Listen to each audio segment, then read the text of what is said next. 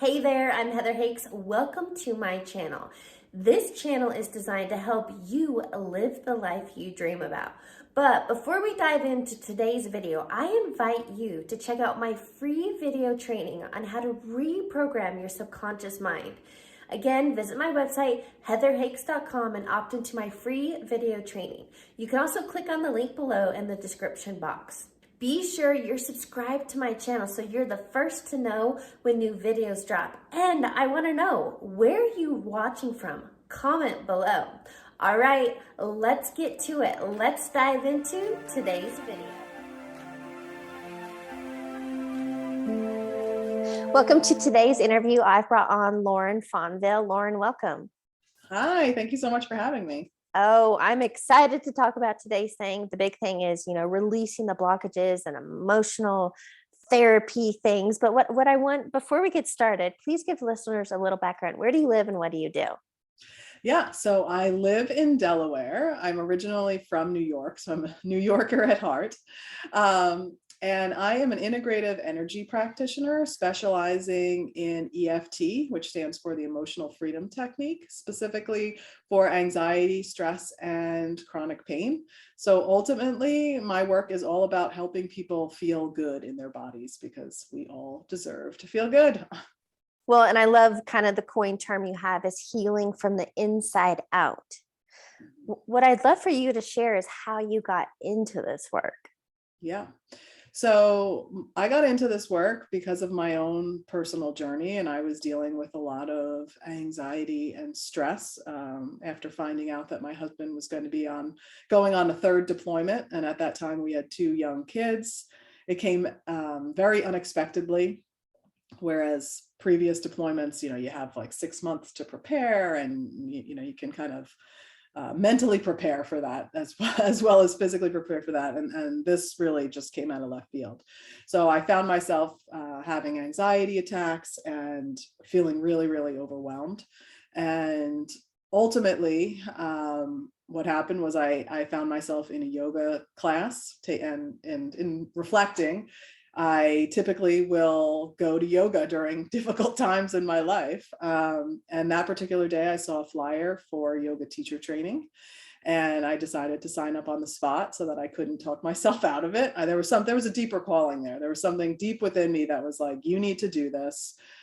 This is what's going to help you through this. And even though logically it didn't make sense, because then I was going to have to figure out daycare for the kids and how was I going to find the time, and all of those things, being alone with my husband gone. But yeah, I did it. And it was the best decision I could have made, because it then introduced me to a whole world of people that were really into energy work. And I then went on to study to become a Reiki practitioner. And I studied sound healing and meditation, and then ultimately was introduced to EFT tapping, and went on to get certified in that, and just started sharing everything with friends and family, and realized I wanted to do more, and that's how my business was born. Well, and I'd love to tap more into several of those things, but I think we need to give, for somebody who's new to this, that is even unaware to the power of our emotions, and that how I feel most people, we suppress them, we don't express them. And so can we share a little bit about, if you habitually suppress emotions, you don't want to feel them, think about poor young boys are taught, don't cry, boys don't cry. And so they're taught at a young age they can't express emotions, or, they'll be made fun of. So one, I'd like to talk about suppressed emotions, and then let's talk about the power of expressing those emotions. Because what I love is emotions are energy in motion. Emotions want to be released. So let's just talk about kind of what happens when we continually suppress emotions. Yeah. Well, when you suppress emotions, which is what a lot of us do, I mean, I feel like that's typical, right? Because we assign emotions, a negative or positive connotation. Either, if you're feeling sad, that's bad. If you're feeling angry, that's bad. If you're feeling happy, that's good. If you're, and that's just not true, right? Like, there are no good or bad emotions.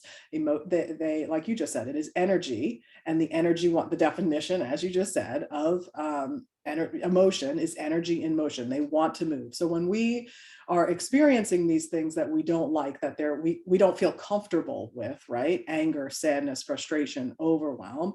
I refer to it as stuffing. And so if you think of it like as these experiences happen in your life, we go through our days and we have all sorts of different experiences as humans.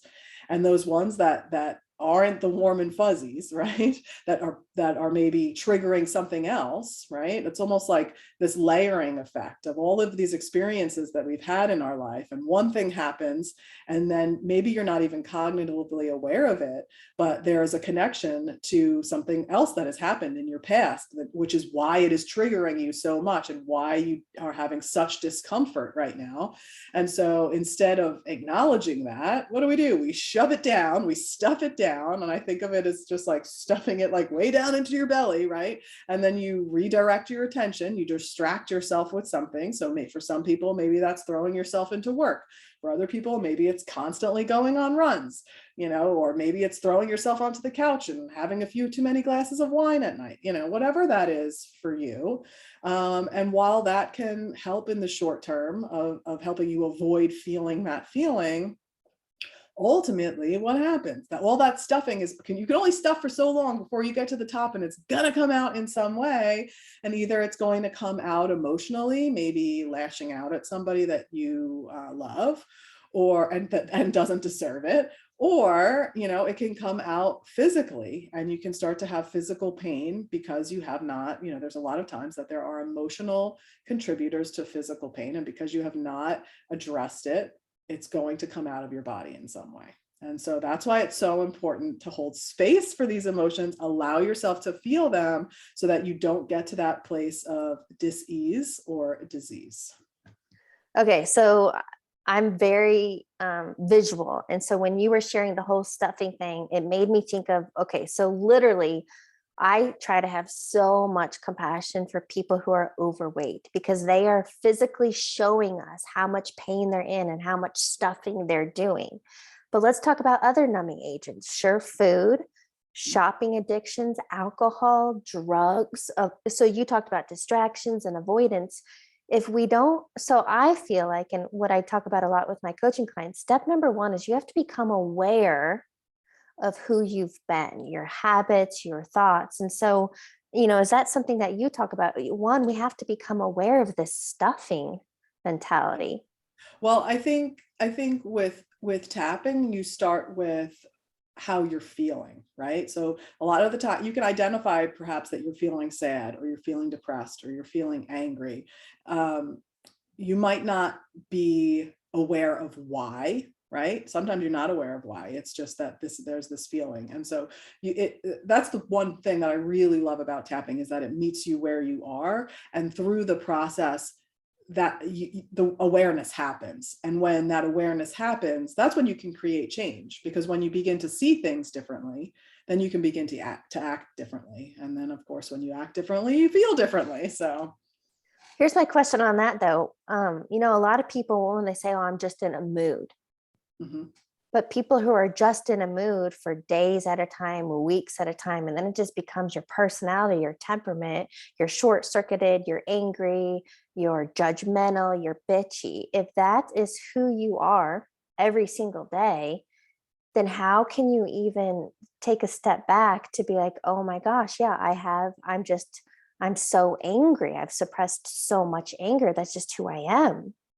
a lot of the time it really naturally unfolds in a tapping session. And so, and sometimes it's interesting how it works. Sometimes it's, just saying out loud, I'm so angry, right? Or maybe there's a particular situation that you are aware of why you're so angry, but you haven't talked about it yet. You've thought about it over and over, and you've been ruminating on this issue, right? And so if you take the time to speak about it while you're tapping, and for those people that are like, what is she talking about? Tapping is this process. It stands for emotional freedom technique, EFT, or also referred to as tapping. And you're gently tapping on certain points of the body while acknowledging the emotions that you're feeling. So you're physically tapping on your body while saying out loud the thing that's bothering you. And sometimes when you just do that, just talking and tapping and saying that same thing over and over again, something that you've been thinking over and over but haven't actually verbalized, sometimes that in itself is enough to begin to create that awareness and be like, oh, wait a second, like I feel a little confused now, or I don't feel as that doesn't feel as intense now, or this thought is coming up now. And so it really is this process of allowing yourself to feel what you're feeling and then slowly moving to the next thought. And oftentimes the next thought to the next thought is going to authentically bring you to that better feeling. I love the phrase you shared with me. You have to feel it to heal it. Yeah. What I would like to do, can we just a very general phrase or example, and especially for those listening to the podcast, maybe not watching on YouTube, I've done this before, so I am familiar, but can you go through and tell us where you're tapping and then, how to do it and something you're saying so that somebody can understand what you're talking about? Yeah, sure. So I will go through the points first. So the first point is on the pinky side of the hand, and you can tap with either hand on the opposite pinky side. So I'm using my right hand to tap on the left pinky side of my left hand. And this is where we'll do what's called a setup statement. And I'll just circle back to that when we get to that. The next point is the center of the head. So I'm using an open palm right at the crown of the head. I describe it like when you take your kids to the doctor and they're putting them against the wall to see how tall they are, and they bring that stick down and it hits them right in the middle. That's where we want to be tapping.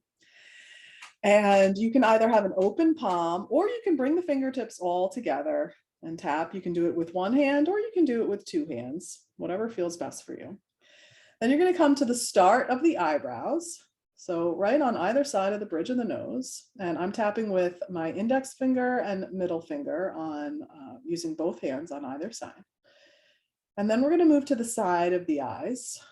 So right at the end of the eyebrows, kind of on that side of the face there. And again, you can be doing this with both hands on both sides, or if you prefer to just use one hand on one side, that's also okay. There's no wrong way of doing it. Then we're going to go under the eyes. And then the next point is under the nose, right? Kind of where the that 90-degree angle of where the nose and the lip come together is where you want to be tapping. Then we're going to come to the chin crease. So that space between the bottom lip and the tip of the chin. Then we're going to come to the collarbone. So for the collarbone, if you start in the center and go down about an inch and then go over about an inch and a half. So you're really on the fleshy part underneath the bone on both sides. So again, you can be using two hands here. The other option is to bring one hand to the center of the chest, really spread the index finger and the thumb as far apart as you can. And you'll be tapping on both points, one with the index finger, one with the thumb, with using just one hand. And then the next point is underneath the arm. So on the side of the body, so for women, it's the center of the bra strap, and for men, it's about 1.5 inches to 2 inches down from the armpit. And then the last point is on the back of the hand between the pinky and the ring finger. I tend to like to bring my hand onto my heart or onto my chest when I'm tapping on this point, but you don't have to. You can hold your hand out in front of you as well. And that's it. Those are the main points of the protocol. So if you take anything away from it, it's maybe just noticing what points you like tapping on, what ones feel good. Most people do have a favorite point. And sometimes simply just tapping on that point and doing some deep breathing will be enough to help you feel calmer. There is some science behind why it makes you feel calmer. There are lots of studies that back this up. So if you're thinking, if you're feeling skeptical or you're unsure, know that I get that. I was super skeptical when I was first introduced to this, because it's very different if you've never heard of it before, that idea of tapping on yourself to feel better or reduce physical pain or emotional pain. It seems a little bit too good to be true, but I promise you it works, and you don't have to believe in it for it to work. So just give it a try. All right, so now as far as, do you want me to just give an example of what we would say then? Okay. So if we come back to the pinky side of the hand, what we would do here is the typical phrase would be, even though I'm feeling fill in the blank. So even though I'm feeling anxious, I love and accept myself. So that's the generic statement. Some people don't feel comfortable saying I love and accept myself. So you can change that. You can do what's called flexing the statement. And you could say something like, even though I'm feeling sad, I'm honoring this feeling. And so you say that sentence 3 times. Even though I'm feeling anxious, I love and accept myself. And then we would just move to each point. So then we move to the top of the head again. I'm feeling so anxious, or for you, if you're feeling sad or angry, whatever the emotion is. And then you move to the next point. I'm feeling so anxious. Top of the eyebrows, side of the eyes. I'm feeling so anxious. Under the eyes. I'm feeling so anxious. You could change the statement a little bit if you wanted. All of this anxiety, right? It's really just the point here is that you want to really be tuning in to that feeling. I feel anxious. I'm into the collarbone. I'm so anxious. Under the arms, all of this anxiety. And then the back of the hand. I'm feeling really anxious. And so what this does is it helps you to focus in on the emotion that you're experiencing, to really hold space for where you are. And as you move through this, you might start to think something else, right? And the other thing is that, like, when you first start, and I should have mentioned this before, you, on a scale of 0 to 10, you acknowledge how intense is that anxiety. So you have a place to kind of check in at. So if you're feeling like really anxious and maybe you're like at an 8 or a 9, then you do some of this tapping and breathing and saying that I'm so anxious. And then you check back in after you do a round of tapping and you see, has that shifted at all? Maybe after one round it hasn't, but maybe it has. Like it's an interesting marker for you to then be able to continually check back in with. Here's what I got from that. 2 major takeaways that I wrote down. Because if we suppress emotions, feelings, avoid them, distract ourselves, then they get stuffed, as you shared. But by doing this, becoming aware and like pausing, so I call this like power of the pause. By pausing, the 2 takeaways I got was, 1, we're acknowledging how we're feeling. The emotion wants to be acknowledged. And then we accept it. So, I'm feeling anxious and I love it. What was the phrase? Even though I'm feeling anxious, I fully love and accept myself. So even though I'm feeling blank, I fully love and accept myself. And so, because I know for myself and most people, we're our biggest critic. And instead, in this moment, if you're feeling angry, depressed, anxious, stressed, it's like you're talking to your inner child. It's okay. You're feeling that way. And I still love you. Mm-hmm. Yeah. And so what is the power of that? That's feeling it and releasing it so that it's not getting trapped and not creating these issues. Yeah, it's shedding light on something that you've been stuffing down. So it's allowing yourself to feel it, to say it. And then, as I was saying before, like, doing so, sometimes that in itself is enough for you to start to feel a little bit different. But sometimes what happens with this is that as you're, maybe let's go with the example of feeling really angry, right? You're really annoyed. Maybe you think you're annoyed because your boss said something to you that really triggered you, right? And so you can start tapping about how annoyed you are and how upset you are. And then maybe as you're moving through this, you have what feels like a random thought or a memory of something that happened years ago, right? That then your conscious mind tries to say, well, that's not related to why I'm feeling this way. That just popped up, right? Like that was my personal experience when I had my first one-on-one session about my anxiety that was really portraying itself in physical pain. I had this thought come up that in my mind, I was like, that is not related to what I'm going through right now. But then when something like that happens, when a memory comes up, it's not for you to ignore it. It's for you to explore it. And there is some sort of reason that is coming up, and it's not for you to shove it down and pretend like it's not there, right? Like that's what this work is all about, is really exploring how we're feeling. And so if that thought, if something random or feels like it's random comes up, it's not random, and then you explore that. And so maybe it's like, a memory of, it could be something that seems silly, like a memory of something that somebody said to you on the playground when you were 6 years old, right? And if you tap on that and that memory, then maybe that can release something else that has been, again, stuffed down so long ago that you aren't even cognitively aware of it. A lot of these things can really begin to surface subconsciously. I love that. Don't ignore it, explore it. You know what this reminds me a lot of? I love Peter Crone, and his, infamous saying is people and relationships. I'm butchering this, but people and relationships ultimately shine a light on where we're not healed. Mm-hmm. So anytime we're triggered, and I love that word triggered, like, when you knee-jerk reaction, I think this would be a powerful time to not ignore it, not make something more of it, but explore it using the tapping. I'm really angry. I'm impatient. I'm frustrated. I'm hurt. And the power of the pause before we react. Mm-hmm. What's Yeah. the reality of that? Because when we're so in it and emotional, how do we self-regulate? Right. Well, this is a wonderful tool to use when you are feeling that heightened sense, right? When that fight or flight is starting to kick in, this is a great tool to break out and use. Number one, because it's super simple and all you need are your fingertips, right?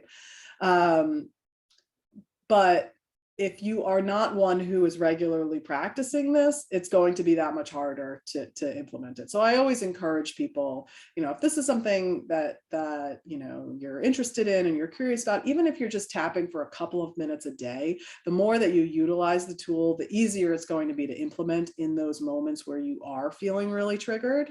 But some of the science behind what's happening is, as you're and this was done in a study by Dr. Peter Stapleton, as you're tapping on these points, it's been shown to be sending a message to the amygdala in the brain, and the amygdala is the part of the brain that controls fight or flight, and it's telling the amygdala, hey, you don't need to be in fight or flight right now, and you don't need to be making all that cortisol and pumping all that cortisol through the body. And it's been shown to reduce the amount of cortisol pumping through the body by up to 43%. And that's a really, really big number. And so if you can reduce the amount of cortisol, and now just for those that might not know, cortisol is the stress hormone, right? So if you can reduce that stress hormone that's in your body, then you're going to feel calmer. And if you feel calmer, then you can think more clearly. And then obviously you're going to feel better. So, taking the time to tap has some really clear-cut benefits.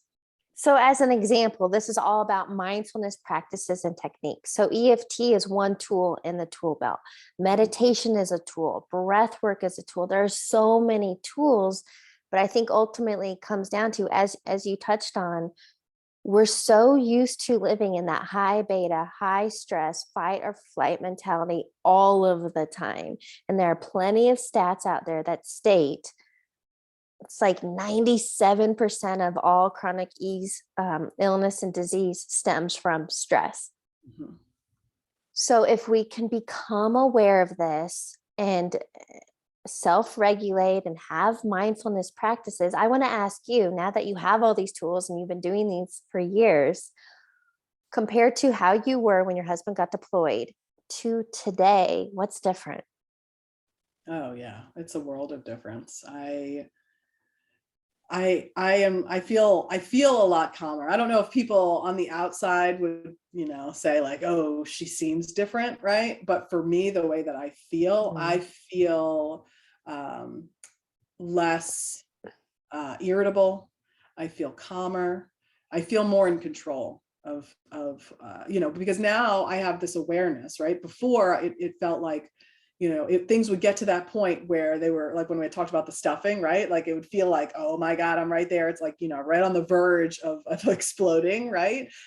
It would be at that point when it was like, oh God, I have to do something. Now I'm much more aware of my body. I'm much more tuned in to the signals that, my body is giving me. So then I can hold the space for these emotions when they're way down here and when they're happening, so that I don't ever get to that point where I'm really feeling like I'm about to explode like that. And I mean, for me, in back then, when I was under so much stress and having all that anxiety, I was having physical pain, and I have TMJ, and my TMJ would flare up really bad, and like to the point where I wouldn't be able to really open my mouth, my jaw would be locked, and it was terrible. And I have not had a TMJ flare up like that since implementing all of these tools. How are you teaching this to your children? Yeah. Well, they see me tapping, right? Or like when I'm human, right? So I get upset, and they'll say, they'll be like, Mom, do you need to go tap? And it's like, yeah, actually, I think I do. And maybe you should come with me, but yeah, they see it. And I also will share, in addition to the points that I shared before, there are additional points on the body, just like how with acupuncture, you go to an acupuncturist, there are points all over your body, and tapping is the same in that we're tapping on points that are the end points of the meridians. So in addition to the points that we went over that are part of the regular protocol, there are points at the bed of the fingernails. And so I always share those points with my kids and remind them, just squeeze the tips of your fingers. Like if you're feeling nervous before a test, or if you're feeling anxious about something that's going on at school, it's not obvious that you're tapping on yourself, right? It's a little bit more discreet that you're just squeezing your fingertips. And again, it's every single one of these points is sending that message to the amygdala, telling it, hey, you don't need to be in fight or flight, reducing that cortisol. And that has been popular with them. They will come home and say like, oh, I was nervous about this test, and then I did that and I felt a little bit better, or, whatever the situation may be. So I think it's just, with anything, demonstrating it. Sometimes I'll ask them to tap with me. They're not really that into it. I don't force it. I don't like push it on them. But then when something happens and I can tell that they're stressed out, I'll notice that they're doing things that I've said to do, whether it's the tapping or doing some deep breathing, or asking for the meditation app or something like that, so they're always watching. They're like little sponges. Oh, 100% we emulate what we grow up around. And I think that's important to note too. A lot of people say something about, adulthood is to overcome your childhood. But now that we're becoming so conscious as a collective, we get to teach it at a young age so these kids don't have to grow up trying to fix all their problems. I think what's also important to highlight, something you shared with me, I asked, what is your billboard message? And you said that all the answers are within. I feel we've been conditioned and programmed as a society to seek external answers, to get a pill, to, always seeking outside of us. But you're saying, it's within. And look, doing this tapping, having this emotional freedom release, you don't need anything or anyone but yourself. Yeah, no, it's totally true. And there was an author, I was looking here for the book, and I just remember John Kehoe, and he talks about how it's very well understood that the external world impacts our internal world, right? But what isn't as widely accepted, but is very true, is that our internal world can have just as big, if not a bigger impact on the external world. And so if we allow ourselves to really bring the attention to the internal world, notice how we're feeling, acknowledge those feelings, really hold space for ourselves, then that's going to impact the external world. Because if you're feeling calmer, right, the people around you are going to pick up on that, and then their interactions with you are going to be different than if you were at this heightened energy and freaking out about something. And so it's very important to remember that our internal world can impact the external world just as much. Well, 100%. We've all experienced that. We've all experienced or been around somebody really stressed out or high strung or a lot of tension. You know what that feels like. And in your body, the constriction. Something I wrote down, this has been said for all time, as within, so without. So I feel like doing these techniques, mindfulness practices, when we become calm within, the external world is a mirror to our internal state. So on the reverse, if we're chaotic and we're stressed out and we're anxious internally, then our external environment is going to be chaotic, stress us out, and we're going to get more of that. So I mean, I couldn't agree more that when we take care of within, the external changes too.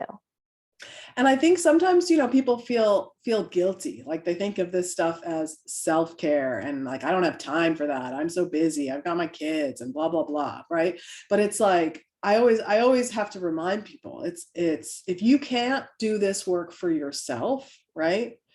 Because whatever programming you have, which we should probably tap on, right? But if you can't do it for yourself, then do it for those that love you, because it is going to impact them. Like how you show up impacts them. And so, obviously this is not, taking time for yourself is not selfish. It's the complete opposite of that. But when you show up as your best self, you're showing up for your best self, for your kids and for your loved ones. And I mean, that was really my motivation when I first started, because I knew that if I wasn't handling my anxiety and stress, and that's what I was going to be exposing my kids to on the daily, that was not going to be good for them. And it wasn't going to be good for me either, and I was fully aware of that. And I'm so, so incredibly grateful that I listened to that little soul nudge to sign up for that yoga class, because it was the first step that really changed the course of my life, really. Well, and I love that. And we all have that intuitive nudge, our internal compass, guidance, whatever you want to call it, but it is following those nudges. And I think I call it uni, but the universe, God, source, energy will talk to us however we can hear it. Mm-hmm. So whether it's a chorus in a song that stands out, or literally a billboard message, or something somebody says, a book falls off a shelf, we are going to be guided by either, a feather, a brick, or a Mack truck. So it's kind of like, which one do you want to take, those subtle nudges, or do you want, to be blown up with some major health crisis? Right. Oh yeah. No, that like goes hand in hand with what I always like to say, is that we need to listen to our body when she's whispering, so that we don't have to hear her scream. Because if you're not listening to those little nudges, to those little, like those little pokes, like it's going to come out. Like it is going to come out, and you're not going to want to be feeling the screams. I can tell you that from personal experience. You don't want to be there. So take the time to take care of yourself, to listen, to ask yourself, how am I feeling right now? Okay. Sometimes I'll tell some of my clients, like, put a note in your phone, put a little alarm in your phone. How am I feeling right now? And then maybe the answer is great. Okay, awesome. If I'm feeling great, what am I thinking about? Starting to make that connection. And then if the answer is I'm feeling sad, or I'm feeling angry, again, what am I thinking about? And so it really helps to create that correlation of how you're feeling and what you're thinking about. Mm-hmm. Because we have the power to change our thoughts, right? And that's not, that may not seem easy at first when you're first getting started, but through holding space for acknowledging the feelings, you can really begin to change the thoughts in a meaningful way. Well, and I love that. And I think it's Abraham Hicks. I think it's that always says your feelings are the indicator of like your current results in reality. And something I actually wrote down, you shared with me, I thought it was fascinating. I call it the thought cycle, and it's the same 4 steps that you wrote, but literally that our thoughts create our feelings.